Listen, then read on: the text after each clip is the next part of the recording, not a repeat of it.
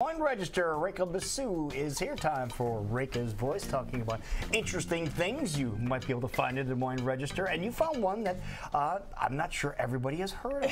No, actually, I was just saying before I came on that this was kind of a change of pace for me. I thought I would be a little uplifting, so I'm writing about a wake in today's So we hear about this one, okay. But this is a very unique kind of a wake because the person is actually not dead yet who's being memorialized. He expects to be gone within about a year or so because he has a terminal condition involving his heart. But he decided, you know, people just always have these wonderful things said about them and such great gatherings and unions of friends and relatives and all after their death. Why not do it while he's still alive and can enjoy it? I love this idea. I think it's a great idea. I think it's going to catch on like wildfire. Really?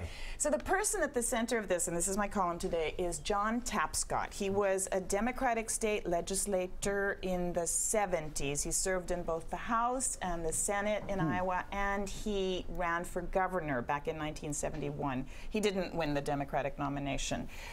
He also served for some 20 years as an alcoholism and drug counselor. He worked with the National Council on Alcohol Abuse and Drug Addiction, other drug dependencies, I think it was called. And a person who's really been ahead of his time in every kind of a way. Also just a very quirky, fun spirit, very family loving. He has a variety of children, seven living children, I think, and 9 grandchildren and great-grandchildren, and they all turned out for this event, which was at the Holiday Inn on Independence Day on July 4th at the top of the tower. And afterwards, you know, there was dancing and live music, a band, and a lot of eating and drinking. It's a full-blown bash, wasn't it? It was a full-blown bash. And he said that he said that he got this idea because when he was a child, growing up in Des Moines, he lived in, you know, very multi-ethnic communities, and every week his grandmother was dragging him off to some wake or other. And he constantly was hearing people say, you know, oh, wouldn't Charlie have loved to hear those nice things that are being said about him? And he said to his grandma, you know, I'm going to do this before I die because I don't want people to be saying all these nice things that I can't hear. So he said he started at some point putting away a little bit of money every year for his wake, for his living wake. So this is a long-term deal. It's a long-term deal. Wow. And he had 400 people in attendance from 14 different states, people who had worked on his political campaigns, people, you know, family members, and he has this vast, sprawling family, which includes multicultural in-laws and, you know, stepkids and adopted children and gay and straight. I mean, just amazing. And this guy is so visionary and so open-minded that he himself in his own marriage has done some remarkable things. So he was divorced back in the 70s, a long time ago, but his and then he was remarried. His ex-wife was quite ill and passed away 3 years ago, and he and his current wife took care of her. I mean, that's the kind of person that he is.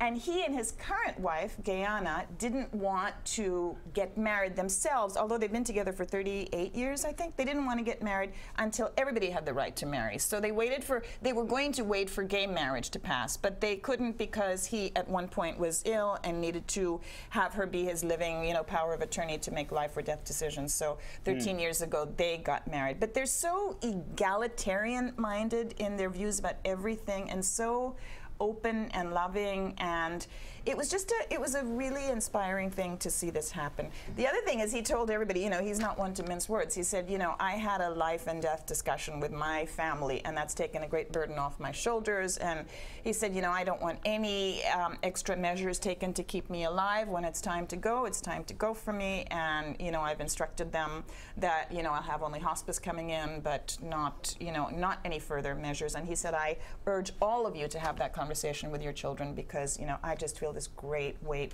has been lifted off my shoulders. So, I was going to say, as you said, obviously just a great human being. Wonderful. That threw an amazing party. I love that he had a Monty Python t-shirt on that said, oh, yeah. I'm not dead yet. I was going to say, I'm not dead yet. I'm not dead yet. So obviously a great human being, but what a great way to look at life. If you've been basically been told that you have about a year left to live, I think a lot of people would react in different ways. Exactly. And the fact that this is how he decided to react to it, like, let's celebrate my life, let's bring all the people that mean the most to me together, I think is a great It is so meaningful. And it gives people a chance also to express their love for him when they still can see him face to face and not tiptoe around the issue of death, you know, but to be able to acknowledge that, yeah, he's not here for a unlimited period of time anymore. Let's let him know how much he has meant to us.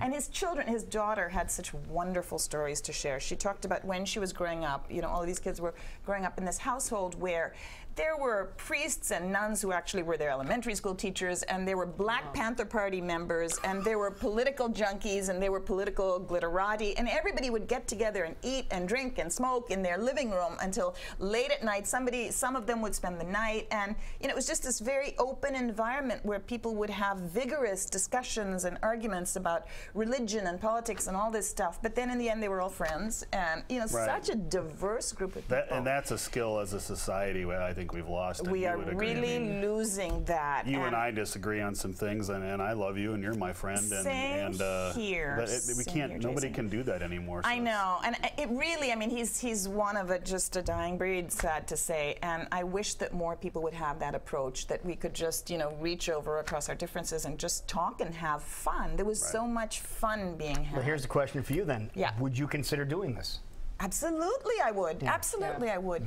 I mean, when my husband Rob was dying, we didn't do something exactly like that, but we knew that he had a limited amount of time, and he had a book that the Register published. It was a book of his columns, and we threw a book party, and it was, we invited people from all over the country who were friends of his to come for that. So, that was kind of the official reason to get together, but actually it was more, it gave people a chance to say their goodbyes at a time when he was still able to walk and talk and enjoyed the company. So yeah, kind of, we didn't frame it in such a specific way, but everybody knew what was going on. Did you have a chance to meet him, Jason? Or oh yeah, he's a cool guy. You guys knew each other. He was a cool guy. He was. I really admired him, and to me, it was sort of like being around Lou Reed.